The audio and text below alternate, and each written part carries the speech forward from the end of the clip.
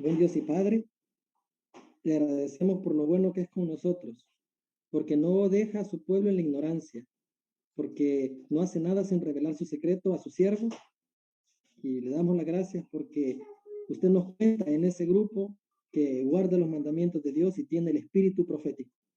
Le pedimos que en esta oportunidad sea su Santo Espíritu el que hable a través de este mal servidor, pero le pido que su nombre sea engrandecido y alabado por todos los que escuchen esta predicación, ya sea los que están presentes acá o los que en el futuro la verán a través de los diferentes medios sociales.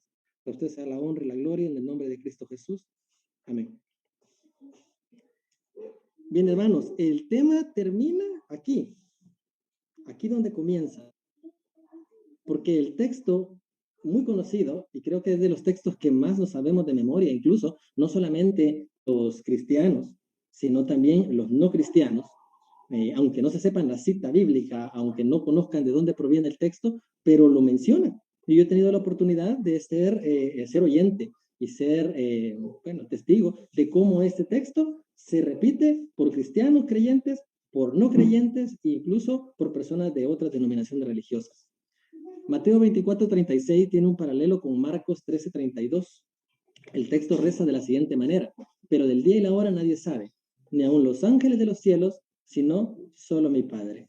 Y en esta oportunidad vamos a hablar acerca de un tema muy, pues quizás no controvertido, porque la palabra de Dios es clara, pero que las interpretaciones tradicionales de los textos nos han hecho creer que no se puede saber más, que no se puede conocer absolutamente nada acerca de temas en particular, y precisamente de pues la gente se cierra a conocer. Pero yo los reto a no cerrar el tema aquí.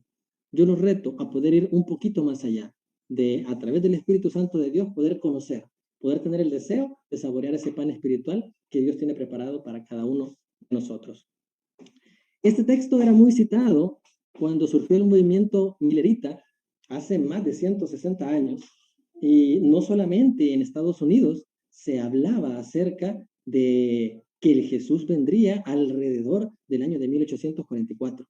Incluso un judío convertido al cristianismo llamado Joseph Wolf, este hombre que en el espíritu de profecía, Elena de White, lo agrega dentro de este precioso libro, que según ella misma debería ser, después de la Biblia, el libro más leído por nosotros y por todo el mundo. Ella cita a este personaje con unas palabras que voy a leer de forma textual. El doctor Joseph Wolf creía inminente la venida del Señor. Según su interpretación de los periodos proféticos, la gran consumación debía verificarse en fecha no muy diferente a la señalada por Miller. A los que se fundaban en el pasaje del día y la hora nadie sabe, para afirmar que nadie podía saber nada respecto a la proximidad del advenimiento, este hombre, Joseph Wolf, les contestaba: y aprendamos del que sufrió más persecución que nosotros. ¿Dijo el Señor que el día y la hora no se sabrían jamás? El texto dice, nadie sabe. Pero él preguntaba, ¿dijo el Señor que el día y la hora no se sabrían jamás? Se hacía esta otra pregunta: ¿no nos dio señales de los tiempos para que reconociéramos siquiera la proximidad de su venida? ¿Cómo se reconoce la cercanía del estío o del verano por la higuera cuando brotan sus hojas? Él dio esa profecía clarísima. Cuando vean que las hojas brotan, pues sepan que el verano está cerca. ¿No nos dio señales para indicar que estaba próxima a su venida? Otra pregunta que él se hacía: ¿no conoceremos jamás ese tiempo cuando el mismo Jesús nos exhortó no solo a leer la profecía de Daniel, sino también a comprenderla? ¿Recuerdan, verdad? Dice, el que lea entienda, decía. ¿Se recuerda? Y sigue diciendo, y es precisamente en Daniel donde se dice que las palabras serían selladas hasta el tiempo del fin. Que en algún momento esas palabras iban a ser deselladas.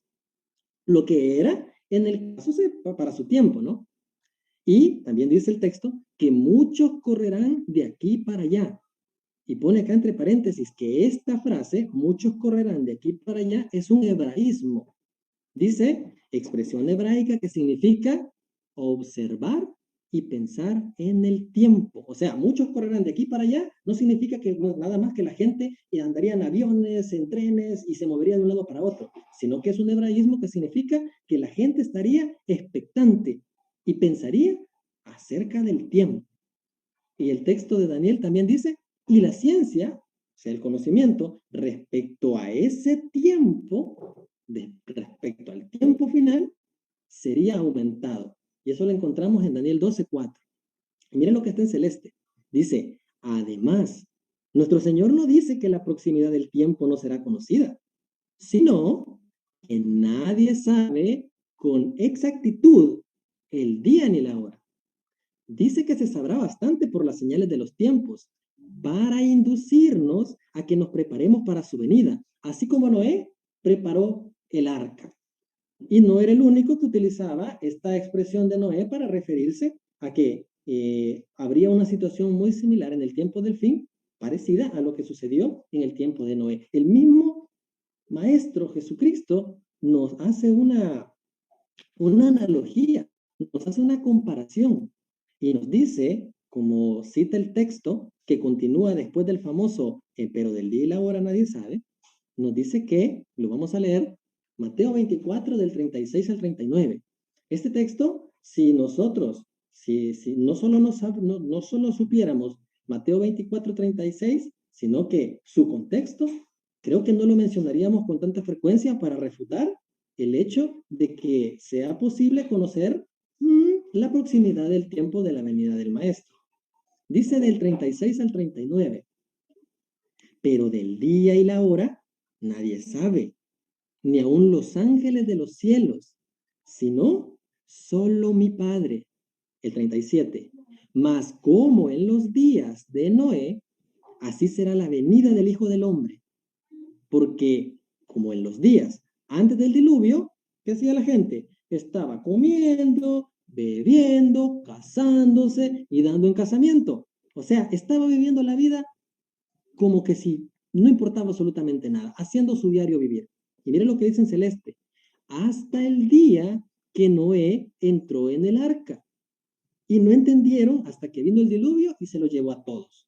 Y Jesús dice, así será también la venida del Hijo del Hombre. Jesús nos dice, como dice Mateo 36, que el día y la hora exacto, según este texto y según la traducción de nuestras Biblias, las que solemos utilizar, que son traducidas normalmente de otra versión, no directamente del hebreo en el que fueron originalmente escritos, nos dice de que nadie sabría el día y la hora, pero que sucedería una situación muy parecida a lo que pasó en el tiempo de Noé. Si nosotros vamos al libro de Génesis y pues parafraseamos un poco en los textos que tienen que ver con el diluvio, nos encontramos que en Génesis 6, del 1 al 3, nos da el siguiente dato importante. Dice el 1 al 2 y el 3. Aconteció que cuando comenzaron los hombres a multiplicarse sobre la faz de la tierra y les nacieron hijas, que viendo los hijos de Dios que las hijas de los hombres eran hermosas, tomaron para sí mujeres, escogiendo entre todas. Aquí hago una pausa. Sabemos perfectamente que los hijos de Dios hacen referencia a la descendencia de Set. Dice que Set tuvo un hijo que se llamó Enos y que a partir de ahí los hombres comenzaron a invocar el nombre de Jehová. A ellos se refiere cuando dice los hijos de Dios, no se refiere a ángeles que se aprovecharon de la situación viendo que las mujeres de aquí de la tierra eran hermosas, las humanas, y se aprovecharon de ellas. No, está hablando de que los hijos del linaje, de la descendencia de Set, ellos, al ver que quizás sus mujeres no se vestían ni se arreglaban como se arreglaban las descendientes de Caín, las hijas de los hombres, pues ellos se empezaron a entremezclar. Y si se recuerda, en todo momento de la historia, Dios les dijo, no se unan en yugo desigual con los paganos. Y es casi siempre lo que hemos hecho hasta el día de ahora. Siempre vamos a buscar a una persona de una fe diferente. Y nos termina arrastrando en lugar de que nosotros lo llevemos a ella, a la iglesia o a los pies de Cristo. Sigo leyendo en el versículo 3. Acerca de esa situación que se vivía, y dijo Jehová, no contenderá mi espíritu con el hombre para siempre, porque ciertamente él es carne. Más, dice el celeste, serán sus días, ¿cuántos? 120 años. ¿A quién le está diciendo Dios estas palabras? ¿Se las está diciendo al aire? No, se las está diciendo al mismo Noé, mientras le da una consigna. Él les dice de que a partir del día que le dijera, él tenía que contar en regresivo 120 años y que cuando se cumpliera ese plazo de años, iba a venir el diluvio sobre la tierra. Nos vamos a ir al capítulo 7. Estos textos son muy conocidos, los hemos visto muchas veces, pero lo estamos poniendo en contexto porque el hermano Joseph Wolf, él se defendía utilizando esos argumentos, que son válidos para todas las generaciones, y más para nosotros, a quienes han alcanzado los fines de los siglos. Dice, parafraseando un poco el capítulo 7, vamos a leer el versículo 1, el 4 y el 10, que son los que nos atañen en este momento. Dice el texto, dijo luego Jehová a Noé, entra tú y toda tu casa en el arca, porque a ti he visto justo delante de mí en esta generación. En celeste dice, porque pasados aún 7 días, yo haré llover sobre la tierra 40 días y 40 noches, y raeré de sobre la faz de la tierra a todo ser viviente que hice. Y sucedió que al 7º día las aguas del diluvio vinieron sobre la tierra. Jesús dice, pero del día y la hora nadie sabe, mas como en los días de Noé, así sucederá. Así será la venida del Hijo del Hombre. Algo parecido está sucediendo ahora. ¿Hay un tiempo definido en años para la venida de Jesús? El conflicto de los siglos nos menciona 7 veces 6.000 años. 6.000 años. Como en los días de Noé, se le anunció que habrían 120 años de gracia. Lo que no sabía Noé que era el día preciso en el que tenía que subir al arca, y mucho menos el día preciso en el que vendría el diluvio, porque fueron dos momentos distintos de la historia. Si se fija, dice, porque pasados aún 7 días, pues en el momento en el que se le anuncian esas palabras, él tenía que subir al arca. Todavía no iba a llover, y iban a pasar después de que él estuviera totalmente a salvo, la sentencia estaba dada, él estaba dentro y los impíos estaban afuera, pero no llovió. Y él advirtió, porque pasados aún 7 días, yo haré llover 40 días y 40 noches. Y al 7º día sucedió como Dios lo había dicho. Algo parecido sucederá a la segunda venida de Jesús. Jesús dijo que en los días de Noé así sería la venida del Hijo del Hombre. Pues aquel que diga que no y que ese texto es porque es parafraseado, es manipulado, pues hay más evidencias a continuación, como en los días de Noé. Este libro, hermanos, no entiendo por qué no fue traducido al español. Este libro lo presentó el hermano Víctor San Vicente del Ministerio del Cuarto Ángel en un tema que él expuso que se llamaba El día y la hora. Nadie sabe, diciéndolo entre signos de interrogación. Él lo presentó, lo expuso y lo retomé para poder presentarlo esta noche acá con ustedes. Este libro se llama Los sufrimientos, la muerte y el glorioso regreso de Jesucristo. Está únicamente en francés. Lo puede encontrar en la cita que aparece en la parte de abajo. Luego puede pausar el video y copia el texto.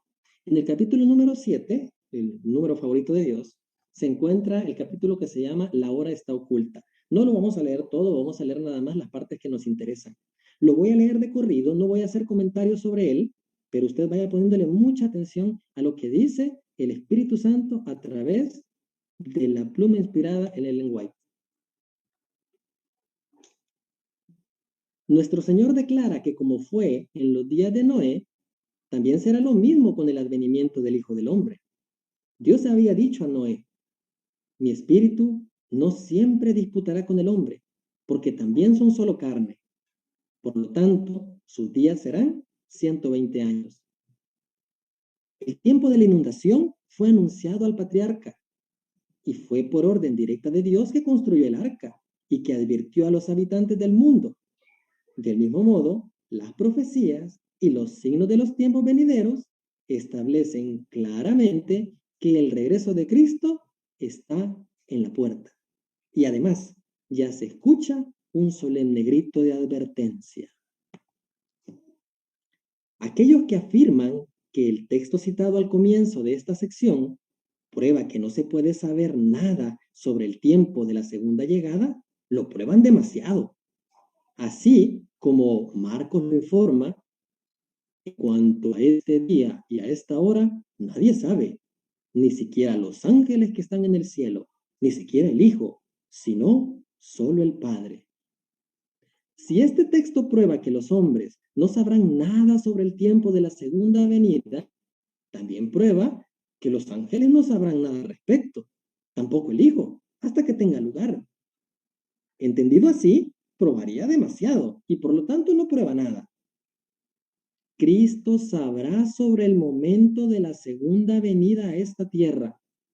Los santos ángeles que rodean el trono de Dios, listos para llevar a cabo sus mandamientos por parte de la acción que se les debe en la salvación de los hombres, también conocerán el momento de esta escena final del plan de salvación. Y también el pueblo de Dios que espera y observa. Una versión antigua en inglés dice de este pasaje como sigue: en cuanto a este día y hora, nadie da a conocer, ni siquiera los ángeles que están en el cielo, ni siquiera el Hijo, sino solo el Padre. Según críticos eminentes, este es el verdadero significado.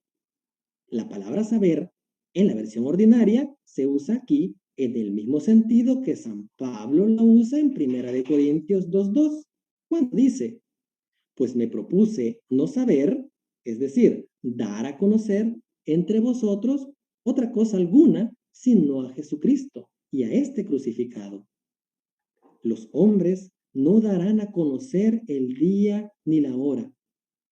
Los ángeles no lo darán a conocer, ni el Hijo, sino el Padre.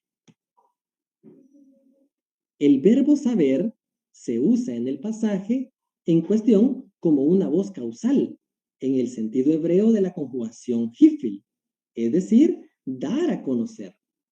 Por lo tanto, la respuesta de Cristo equivale a decir: el Padre lo dará a conocer cuando le plazca, pero no autorizó al hombre, ni a los ángeles, ni al Hijo darlo a conocer.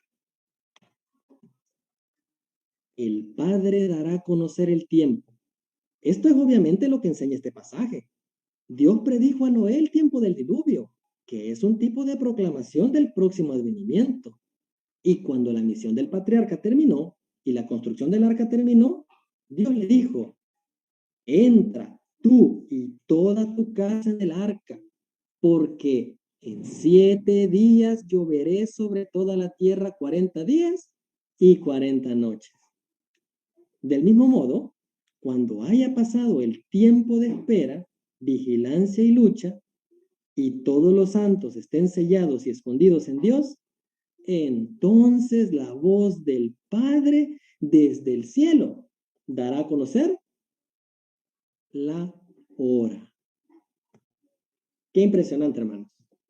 Qué impresionante, hermanos. Este texto nunca lo va a ver, nunca lo va a escuchar de boca de un detractor de los 6.000 años. No se lo va a citar. Ahora, si usted se lo cita, le va a decir: mire, ¿por qué no está en español? ¿Y por qué ese libro? Bueno, ahí está el material y está extraído de la página oficial de los escritos de Elena Harmon de White. Está disponible y en la grabación usted lo retrocede y puede ver el enlace para que usted pueda buscar este libro. La traducción es automática del francés al español. El texto en cuestión que acabamos de leer dice que el Padre anunciará el día y la hora. Pero como todo debe ser fundado en una, si dice Jehová, y aunque la luz de los espíritus de los escritos del espíritu de profecía es palabra de Dios, también tiene que haber un reflejo en las Sagradas Escrituras. ¿Dónde encontramos un texto que nos diga que será el Padre el que va a anunciar el día y la hora? Leyendo en Joel, se encuentra este texto en el capítulo 3, versículos del 15 al 16, que habla el capítulo 3 acerca de los acontecimientos finales, cómo se va a poner de fea la situación aquí en este mundo. El versículo 15 dice: el sol y la luna se oscurecerán, y las estrellas retraerán su resplandor. El 16, y Jehová rugirá desde Sión, y dará su voz desde Jerusalén, y temblarán los cielos y la tierra, pero Jehová será la esperanza de su pueblo y la fortaleza de los hijos de Israel espiritual, agrego yo, del Israel espiritual que somos nosotros. Dice que Dios rugirá desde Sión, no desde el monte Sión que se encuentra físicamente en Jerusalén, no desde Jerusalén, la ciudad que es la capital del Israel actual, sino desde el monte sagrado de Sión y desde la nueva Jerusalén, el Señor dará su voz y Él será la esperanza de su pueblo y la fortaleza nuestra. Si Dios permite que nosotros seamos de esos que van a estar en pie poco tiempo antes de su segunda venida.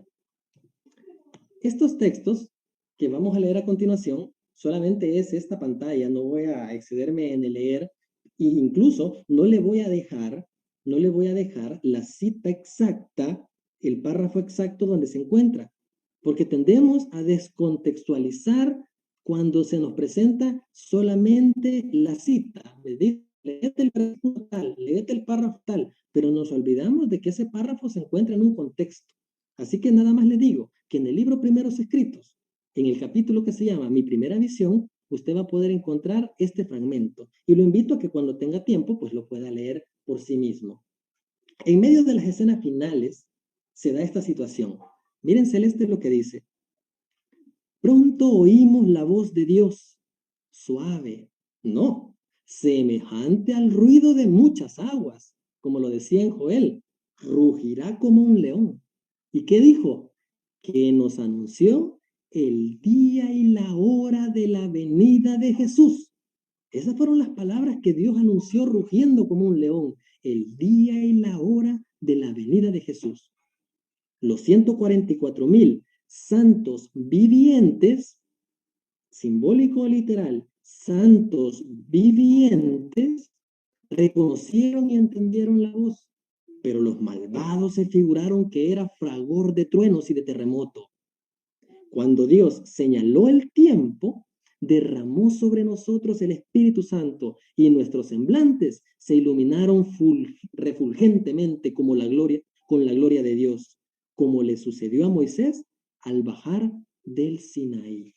Impresionante, en medio de las últimas escenas, así como fue en los días de Noé, anunciándole que dentro de tantos días voy a aparecer. Aguanta un poquito más. Aguanta, aguanta. Decía Joel, Él será nuestra esperanza. Pero no es el único texto donde encontramos esta proclamación. En el libro, el segundo libro más importante de nuestra vida, El conflicto de los siglos, se encuentra también una reseña similar. La liberación del pueblo de Dios es el capítulo. Le invito a que lo pueda leer completo. Es de los capítulos finales, si no me equivoco, el 41. Dice, desde el cielo se oye la voz de Dios que proclama el día y la hora de la venida de Jesús y promulga a su pueblo el pacto eterno. Sus palabras resuenan por la tierra como el estruendo de los más estrepitosos truenos. El Israel de Dios escucha con los ojos elevados al cielo. Sus semblantes se iluminan con la gloria divina y brillan cual brillara el rostro de Moisés cuando bajó del Sinaí. Los malos no los pueden mirar.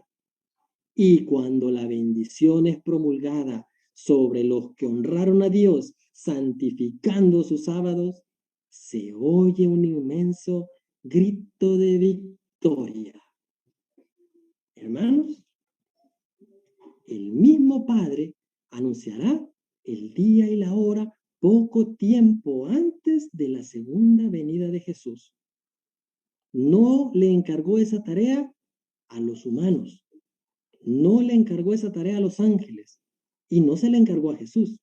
No quiere decir que no la conozca, simplemente que no le corresponde ni a los ángeles, no le corresponde ni a Jesús, ni nos corresponde a nosotros determinar, pero ¿qué? Con exactitud, el día y la hora. Entender el día y la hora literales. Más adelante, si nos queda un poco de tiempo, veremos cómo también este texto de el día y la hora que nadie sabe, también es un hebraísmo y que para nosotros puede tener un significado, pero para los que entendían el hebreo antiguo tenía otro. Pero si Dios permite, lo vamos a ver.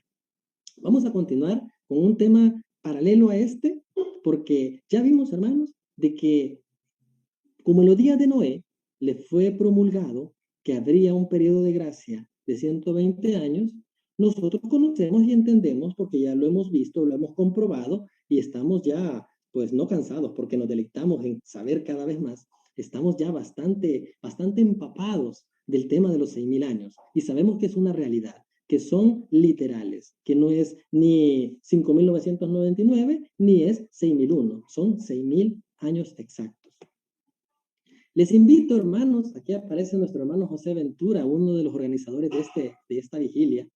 El año pasado, en tiempos de pandemia, fue que nos conocimos y se desarrolló una serie acerca de la fiesta del santuario.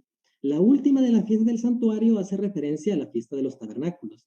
En esta fiesta, en este tema que se dio, como en los otros temas, pudimos ver de que había un tipo de profecía en las fiestas del santuario, como para el día de la Pascua a las 3 de la tarde, como lo decía la celebración de la fiesta, muere nuestro Señor Jesucristo, como en la fiesta de los panes sin levadura, como en la fiesta de las primicias Jesucristo resucita, como en la fiesta de las semanas o Pentecostés el Espíritu Santo es derramado sobre el pueblo, como en 1844, el 22 de octubre, pues sucede el inicio del juicio investigador o el paso de Jesucristo del lugar santo al lugar santísimo, y como también la fiesta de los tabernáculos, que tenía una fecha definida para su celebración, era una figura o tipo de la segunda venida de Jesús. Así que no me voy a extender, les invito a que puedan buscar en el canal Safnat Panea, que se pueda suscribir y que también pueda darle a la campanita para recibir las notificaciones y pueda usted ver esta serie, pero especialmente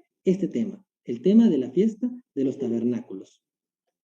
Allí nosotros logramos entender, si me ayuda mi hermano José, tal vez borrando lo que en pantalla está apareciendo, es de 2031, ¿sí? Sí, por ahí vamos. Si usted busca en Google, yo puse así, fiesta Sukkot, y puse un número, puse 2031. Y Google me indicó una fecha para el cumplimiento de la fiesta de los tabernáculos. Me dice que en el año 2031, la fiesta de tabernáculos, gracias hermano por votar, la fiesta de tabernáculos o Sukkot o cabañas, cae el día miércoles o inicia el día miércoles 1 de octubre del año 2031. Y yo digo, wow, Google es una maravilla, porque si ni el padre lo ha anunciado, pero Google ya lo sabe. Y todos creo que tendemos a eso, ¿no? A correr y que ahora ya no son los diccionarios los que usamos, sino que le preguntamos ahí en la barra de Google y él nos da la mejor definición según nosotros. Entonces, según Google, si yo quisiera saber el día de la fiesta de los tabernáculos, que es la figura de la segunda venida de Jesús, ya lo tengo claro. Ya sé entonces que Jesús vendría el miércoles 1 de octubre, por ejemplo, del año 2031. Así de fácil es. Buscando más información al respecto, los judíos tienen, en este caso, en una página parecida a Wikipedia, con el título Fiestas judías e israelíes, en el apartado de las fiestas, del calendario de fiestas entre el año 2000 y 2050, para ellos, el año 2031-2032, para ellos, es el año 5792 desde la creación. O sea, se encuentran muy lejos de los 6.000 años. Y ahí porque estos hermanos no están esperando la segunda venida de Jesús como nosotros la esperamos. Y según ellos, la fiesta de Sukkot iniciaría un día después de lo que Google nos presentaba. Para ellos, el día jueves 2 de octubre iniciaría la fiesta de Sukkot en el año 2031. Y esto es allá por los meses de septiembre y octubre, ¿verdad? Allí dice que Google nos dice que es octubre. Entonces, qué fácil es darnos cuenta, hermanos, cuál es el día y la hora. ¿En serio es así de fácil? ¿En serio Dios confió sus misterios a los judíos que rechazaron la verdad? ¿En serio se lo confió a los programadores de Google? ¿Es tan fácil conocerlo? ¿O no confiamos en el espíritu de profecía que nos dice de que poco tiempo antes se anunciará el día y la hora por la voz del Padre? No confiamos en la profecía de Joel que nos dice que será el mismo Padre quien rugirá desde Sion y desde la Nueva Jerusalén. Ahora, ¿podemos confiar entonces en estos calendarios expuestos por mentes finitas? Yo les quiero proponer que estudiemos brevemente cómo funciona el calendario de Dios. Saber cuándo inicia el año en el calendario de Dios es importante para saber si podemos saber con 10 años de anticipación el día de la venida de Jesús. Usted puede ver aquí en pantalla, yo le presento dos imágenes. Una es una espiga dorada. No es de trigo, es de cebada. Y en la imagen de la derecha tiene usted la luna nueva y un sitio del cual extraje la información que le voy a presentar. Rincón Caraíta. Los caraítas son una corriente separada de los judíos, los cuales tienen el calendario oficial. Según el calendario judío caraíta, nosotros nos encontramos alrededor del año 5990, es decir, a 10 años de que se cumplan los 6000 años de historia del pecado en la tierra. ¿Estarán equivocados? ¿Estarán acertados? Bueno, le invito a que pueda visitar este sitio y corroborar la información que a continuación le voy a exponer. Usted puede ver en esta imagen cómo luce, cómo lo hemos hecho nosotros, ¿verdad? Cómo los humanos hemos diseñado el calendario para poder entender el calendario de Dios. Usted puede ver de que no es un calendario como el gregoriano que utilizamos nosotros, que es de 12 meses exactos, en el cual hay 7 meses que tienen 31 días, hay 4 meses que tienen 30 días y hay un mes que varía, ¿no? Que es el mes de febrero. Usted puede ver acá que este calendario tiene 12 o tiene 13 meses. No es un calendario fijo. Y ahí salta entonces un detractor nuestro que nos dice, ¿ves? Antes los días no se medían como ahora, por lo tanto es imposible calcular. Hay un desfase de tantos cientos de años o tantas decenas de años y no lo podemos saber, no podemos calcular cuál es el año del regreso de Jesús. ¿Será cierto eso? Pues la intención de nosotros es llegar al conocimiento pleno de la verdad. No puedo, solo porque lo dice un hermano de mucha confianza, decir, como lo dijo el hermano Pinto, ha de ser verdad. No, nuestro trabajo es, con la ayuda del Espíritu Santo, examínenlo todo, retengan lo bueno. Usted mire en el recuadro que he marcado con una línea roja el día 1 del año. El día 1 del año coincide alrededor de los meses de marzo y abril de nuestro calendario. Y el primer mes del año en el calendario de Dios es conocido como Nisan, también conocido como Aviv. Aviv en honor a uno de los elementos que veíamos en la imagen anterior, que era la cebada. Entonces, entendiendo esto, hermanos, usted puede ver allí que entre el mes de Adar y el mes de Nisan, también aparece un poco más arriba un mes que se llama Beadar. Ese es el 13º mes. Pero ¿por qué aparece allí y por qué aparece atrás? Porque hay años en el calendario de Dios, en el calendario hebreo, que tienen 12 o tienen 13 meses. Vamos a entender un poquito más cómo funciona el cálculo del primer día del año en el calendario de Dios. Extraído de la página caraítas.org, pleca Aviv, que es el tema que nos concierne, dice lo siguiente: el comienzo del año bíblico. El tema Aviv. El año bíblico comienza con la primera nueva luna. Repito, el año bíblico comienza con la primera nueva luna después de que la cebada en Israel alcance la fase de su madurez llamada Aviv. Quiere decir que el año no puede comenzar si la cebada no ha alcanzado su fase de madurez. Y esa fase de madurez lleva el nombre de Aviv.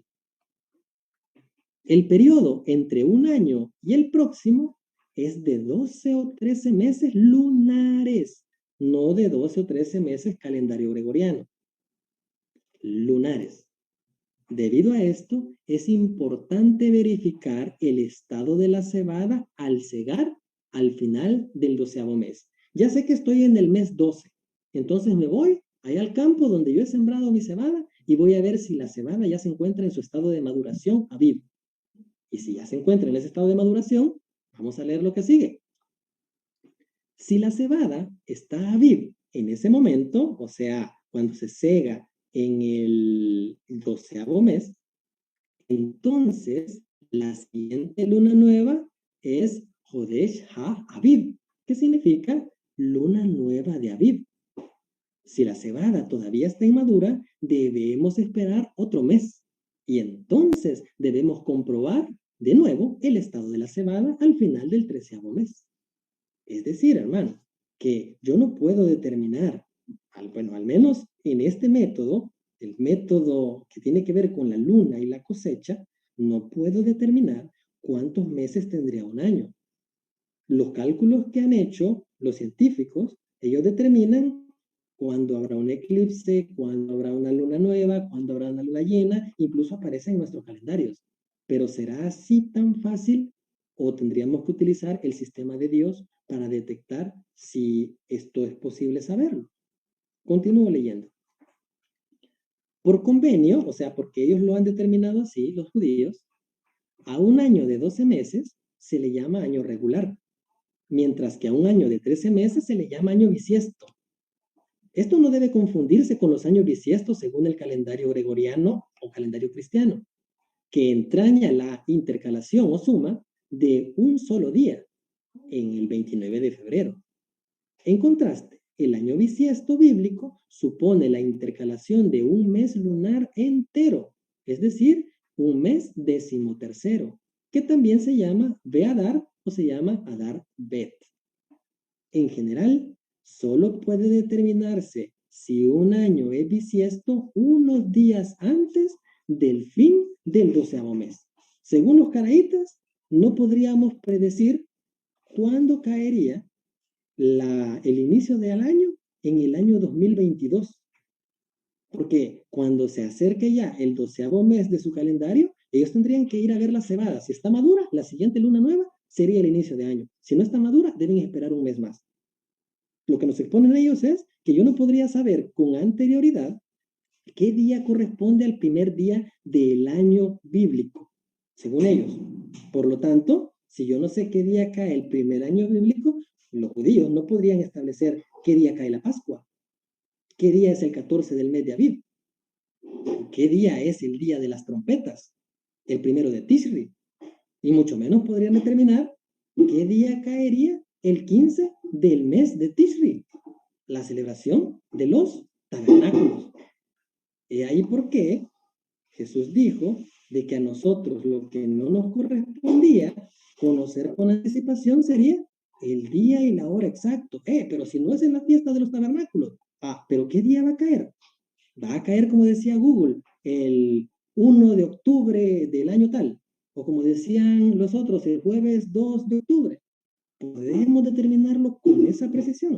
¿O tendríamos que esperar hasta el año en curso y quedarnos viendo la cebada a ver si madura allá por los meses de marzo y abril? Cuando en medio de la persecución nosotros nos vamos a detener a ver cómo va nuestra cebada, cómo está ya de madurita nuestra cebada en medio de la persecución. Hermanos? Vamos a continuar. Aviv y la cosecha. El mes de Aviv es el mes que comienza después de que la cebada haya alcanzado la fase Aviv o de maduración. 2 o 3 semanas después del comienzo del mes, la cebada ha superado la fase de Aviv. O sea, ya está lista. ¿Pero para qué? Y está lista para ser traída como la ofrenda de la gavilla mecida. La ofrenda de la gavilla mecida, se recuerda, es un sacrificio de las primeras espigas cortadas de la cosecha y se lleva, según los judíos caraítas, el domingo que cae durante la Pascua. Pero entendamos que se debería llevar en la fiesta de las primicias, cuando el sacerdote mecía la gavilla. ¿Cuál gavilla iba a mecer si la gavilla todavía no había sido, o mejor dicho, si la cebada todavía no había sido mecida, cosechada? Por lo tanto, ellos tenían que esperar a que hubiese cosecha para poder presentar esa gavilla ante el sacerdote. Entonces, si no había cebada madura, no podían iniciar las fiestas del santuario. Dice, Esto está escrito en Levítico 23. Habla a los hijos de Israel y diles, cuando hayáis entrado en la tierra que yo os doy y seguéis su mies, traeréis al sacerdote una gavilla, un manojo, como primicia de los primeros frutos de vuestra siega. El sacerdote mecerá la gavilla delante de Yahvé, para que seáis aceptados. El día siguiente al Shabbat, la mecerá. De esto, dicen ellos, se deduce que la cebada que estaba Aviv al principio del mes estará lista para ser cosechada después de 15 o 21 días.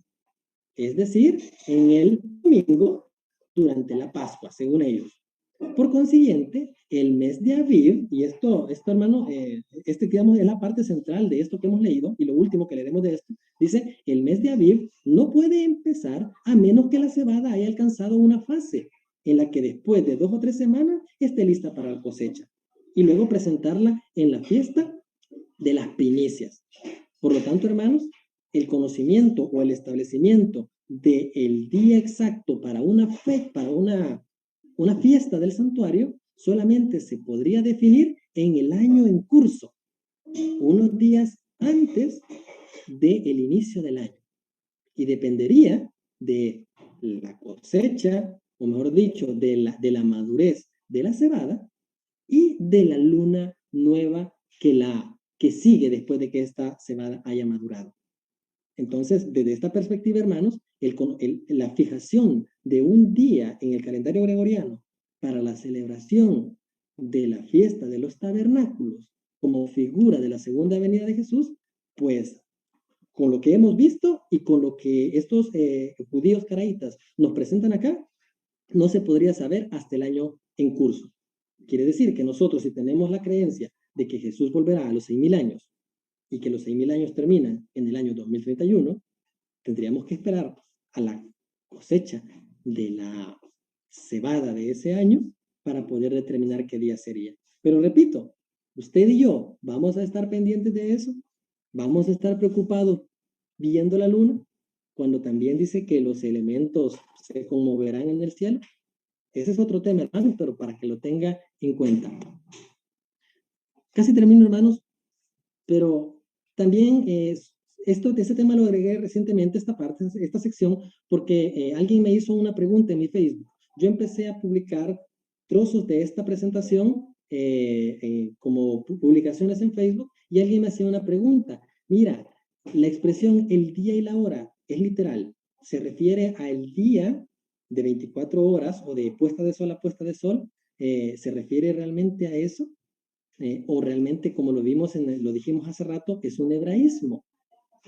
En este libro que se encuentra en la biblioteca, que desde ya les invito a tener acceso a la biblioteca, para ello tendrían que registrarse, tendrían que brindar su correo electrónico de Gmail al hermano José Ventura para que él les pueda habilitar acceso.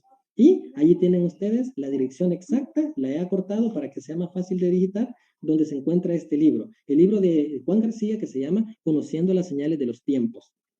En el capítulo número 3, que se llama 120 igual 6.000, él da una explicación según su forma de ver las cosas. No es una opinión vertida, una opinión personal o algo que yo consienta como tal. Es la exposición de lo que este hermano opina respecto a ello según su investigación. Él se pregunta, ¿de dónde viene esta declaración? Nadie sabe el día ni la hora, ni los ángeles, solo el Padre.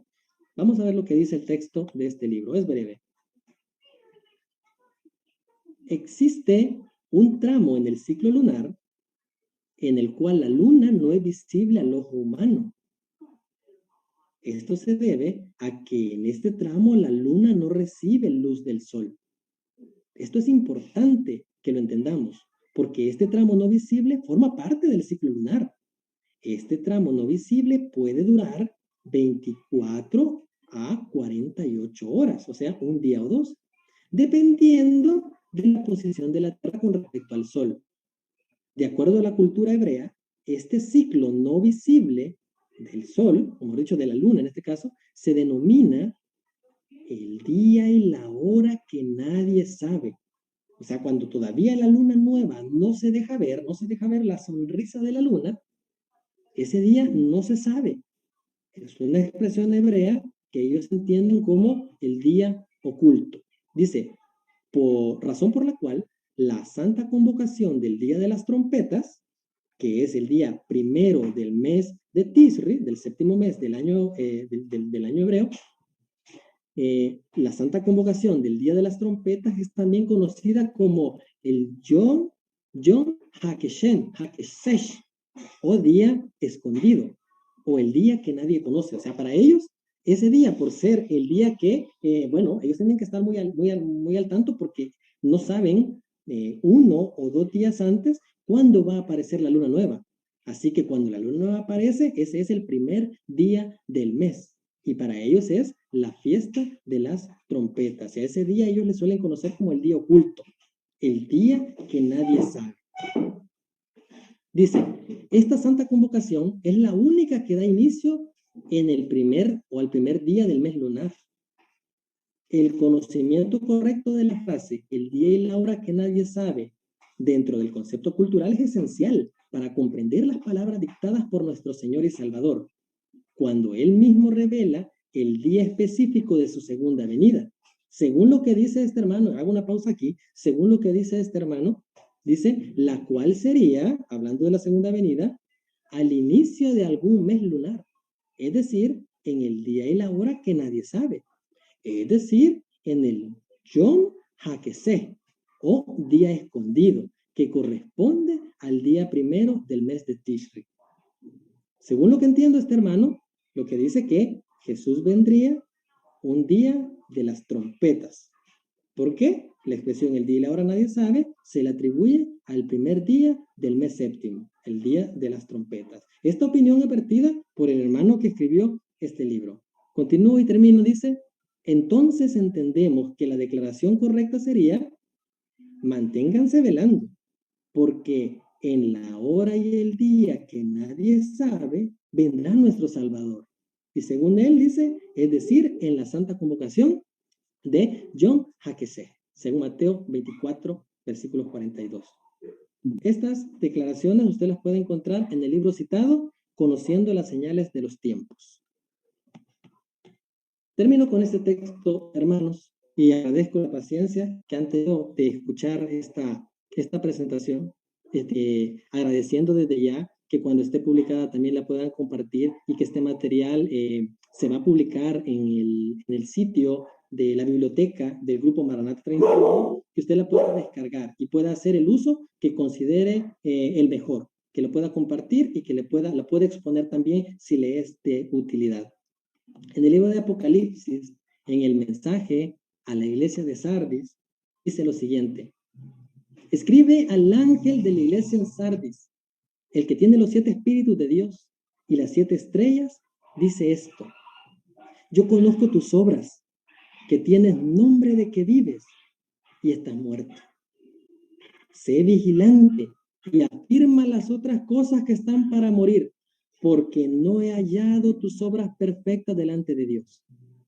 Acuérdate, pues, de lo que has recibido y oído, y guárdalo y arrepiéntete, pues, si no velas, vendré sobre ti como ladrón. Si no velas, vendré sobre ti como ladrón. Si no velas, vendré sobre ti como ladrón. ¿Y qué pasará? Y no sabrás a qué hora vendré a ti. Cuando el Señor anuncia el día y la hora, los impíos se figuran que es trueno y terremoto. No sabrán a qué hora vendrá a ellos. Un abrazo muy fuerte, hermanos. Dios les pueda bendecir. Doy espacio, como lo he hecho con los otros hermanos expositores antes que mí, para formular 2 preguntas. Primero Dios las pueda contestar. Yo tengo una pregunta, hermano. Adelante, ¿Hay hermano. algún estudio sobre los calendarios, ya sea en la pasada vigilias? No hemos estudiado acerca de los calendarios a profundidad. Incluso a la vigilia pasada tuvimos esa moción, pero hubo un impasse si se dieron cuenta, hemos pasado ya varios meses de no haber tenido una vigilia como esta. Entonces, no lo hemos estudiado a profundidad, pero es un tema que tenemos en el tintero. Yo sé que el hermano José Ventura está preparando algo relacionado con eso. Estudio Pero de los estudios, calendarios, de verlos, haylos. lo pueden encontrar, hermanito Natanael, en el libro del pastor Merlin Alomía, El año agradable del Señor, que está en la biblioteca. Un bonito libro donde podemos estudiar acerca de los calendarios en Israel. Un dato. Perfecto. No duden que había vamos una a estudiar al pregunta, respecto. Hermano. había una pregunta en el chat acerca de que si se puede calcular las lunas, ¿no? Pero es interesante que Mateo 24, Jesús mismo lo dice claro, porque versículo 29 dice, inmediatamente después de la tribulación, de aquellos días, el sol se oscurecerá y la luna no dará su resplandor y las estrellas caerán del cielo y las potencias de los cielos serán como... La luna no dará su resplandor. Ese ya va a haber una conmoción tanto en el sol, en las estrellas, que no vamos a ver ese cálculo de la luna, no lo vamos a poder saber, y los campos en Israel van a estar quemados. Por lo tanto, va a ser imposible nosotros saber en qué día gregoriano cae el día 15 de Tirri, como decía Edward, ¿no? Para ver la fiesta del tabernáculo. Solamente los que queden vivos, si es la voluntad de Dios, Dios mismo, Dios Padre, va a revelar el día y la hora a los santos vivos. Roguemos, dice la sierva del Señor, ser de los 144,000. Si el Señor nos permite el descanso antes, con la fe resucitaremos en el día de la venida de Jesús. Pero si nos encontramos en pie en ese glorioso día, que no seamos como aquellos que dirán a las peñas, peñas, caigan sobre nosotros y ocúltenos de la mirada de Dios el Padre y de Jesucristo. Que no seamos de ese grupo, sino que seamos de aquel que diga, este es Jehová, le hemos esperado, este es nuestro Salvador. Que seamos de ese grupo selecto de los 144,000. Hay una recompensa grande, hermanos. Doy espacio para una pregunta más y cierro. Hola. Adelante, hermano Hernández. Bien, los saludo. Me invitaron a esta vigilia. Entré hace un rato, estuve escuchando su presentación completa. Gracias, estuve hermano. a la mitad del hermano anterior. No sé exactamente en sí cuál es la idea del tema, pero por los comentarios tiene que ver algo con aquel asunto que hablan del 2031 y ese tema que no lo he estudiado a fondo, pero mi pregunta es, en el tema que usted dio, o son dos preguntas en una, ¿no? Pero si esto es así como lo estoy entendiendo, que este tema es como ¿cómo se puede decir? Una explicación que tiene que ver con este tema del 2031. Si es así, entonces ese texto que hablaba de primeros escritos, del día y la hora nadie sabe y eso, que precisamente habló usted del contexto, mi pregunta es, ese texto de que el día y la hora nadie perdón, de que el Padre da a conocer el día y la hora de la venida de Jesús, que los 144,000 escuchan el día y la hora de la venida de Jesús, ese texto de primeros escritos, ¿cuál es como que no entendí qué argumento fortalece o qué se trata de demostrar con ese texto? Yo he entendido que ese texto está durante el tiempo de angustia, de liberación del pueblo de Dios, pero no sé cómo lo están enfocando. Me gustaría saber su enfoque, su contexto que usted le da. Gracias por la pregunta. El objetivo de la presentación es, como ya lo había entendido usted al principio, que es contextualizar el momento histórico en el que se revelará esa información que aún no conocemos. porque muchas cosas conocemos ya. Conocemos acerca de los 6.000 años. Conocemos que con la muerte de Jesús en el año 31 caducaron 4.000 años desde el sacrificio del primer cordero. Entonces, esa información la conocemos. Conocemos que habrían 6.000 años de historia de pecado, a los cuales del año 31 más 2.000 que faltarían para 6.000 nos llevan al 2031. Toda esa información ya la conocemos.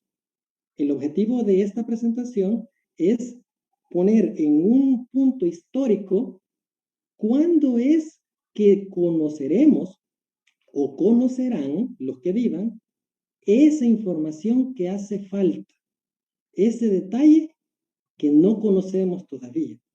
Porque, por ejemplo, hace 100 años, incluso la gente no conocía en qué año caducaban los 6.000. Esa información para ellos todavía no era relevante, no era su verdad presente. Para nosotros sí lo es, como en los días de Noé. Conocer que faltaban 120 años para el diluvio, para ellos era vital. Y Noé lo predicó. Y Noé sabía cuándo terminaba. Entonces, pero lo que él ignoraba de esa información era el día en el que él tenía que subir al arca. Y también el día en el que sucedería el diluvio. Hasta que en la historia esa voz dio a conocer el día en el que él tenía que subir y el día en el que iba a venir el diluvio. Entonces el enfoque de esta presentación es saber en qué momento de la historia conoceremos, si estamos vivos, o conocerán los que vivan, esa información que nos falta todavía. Ese es el propósito. Más allá del debatir, por ejemplo, si se puede saber el año o no, porque nosotros en este grupo, por ejemplo, la mayoría de los que estamos acá, sobradamente hemos estudiado acerca del tema de los 6.000 años. Y creo que nos da mucha alegría. Y no somos de los que piensan, entonces me voy a dar 8 años de vacaciones y cuando falten unos 2 años, yo voy a empezar a trabajar para el Señor. No, para nosotros contamos en reversa. Nosotros no decimos, faltan 10 años. Nosotros decimos, no, hermano, faltan 10 años. Y qué poco falta. Y qué alegría. Entonces, espero haber respondido su pregunta. Y sí, el objetivo es ese.